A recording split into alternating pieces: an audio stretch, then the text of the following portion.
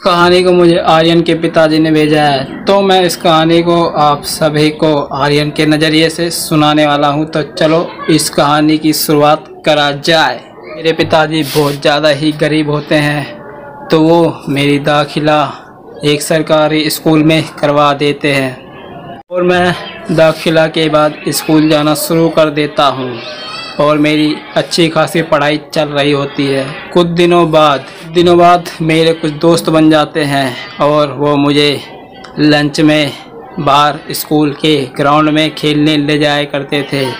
दोस्त बनने से पहले मैं तो डायरेक्ट स्कूल जाता और अपने कक्षा में जाकर बैठ जाता और लंच टाइम में भी मैं कक्षा से बाहर नहीं निकला करता था। लेकिन अब जो मेरे दोस्त बने हैं वो मुझे खींच कर लंच टाइम में बाहर प्लेग्राउंड खेलने के लिए ले जाते हैं। वो सभी मुझे लंच में ले तो जाते थे, लेकिन मैं एक कोने में पेड़ के नीचे जाकर बैठ जाता था और वो सभी खेलते थे, मैं उनको देखता था। लगभग 1 महीने के आसपास ऐसे ही चलता है और एक दिन हमारा दोस्त एक शशिकांत स्कूल नहीं आता है। वे सभी दोस्त यही बात कर रहे होते हैं कि आज तो शशिकांत आया नहीं, तो उसकी जगह पे कौन खेलेगा। तब सभी दोस्त की नज़र मेरी तरफ पड़ती है और वो बोलते हैं कि आज शशिकांत की जगह पर ये आर्यन खेलेगा। हमारा लंच का समय हो जाता है, हम जल्दी से जाते हैं और अपना क्रिकेट का मैच शुरू कर देते हैं और हमारी तो पहले बैटिंग आती है। तो मैं और मेरा दोस्त दोनों पहले बैटिंग करने जाते हैं और 1-2 बॉल तो मुझसे छूट जाता है, तो सभी मुझे बोलते हैं क्या तुझे खेलने नहीं आता। तब तीसरी बॉल पे मैं इतनी तेज़ी से हिट करता हूँ बॉल को कि बॉल सीधे स्कूल के स्टोर रूम में घुस जाता है। वो सभी बोलते हैं कि अब वो बॉल कौन लाएगा। वो स्टोर रूम तो जब से बंद है जब स्कूल बना था।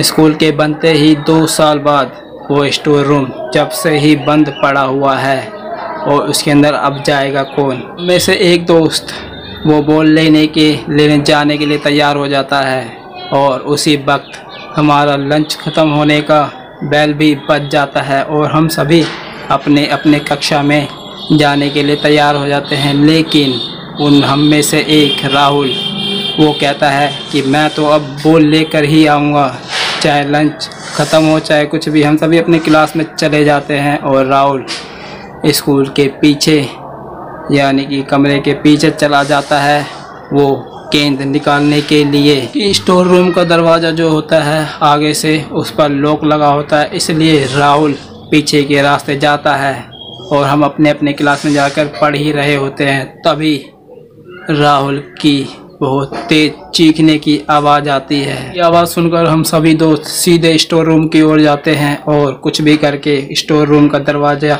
जो होता है उसका हम ताला तोड़ के सीधे अंदर चले जाते हैं। तभी हम देखते हैं कि राहुल तो बेहोश पड़ा हुआ है और वहाँ पर 1-2 अध्यापक भी आ जाते हैं। तो हम राहुल को बाहर लाते हैं उस कमरे से और राहुल को पानी वानी मारकर होश में लाते हैं। तभी वो राहुल हमें कुछ बताता है।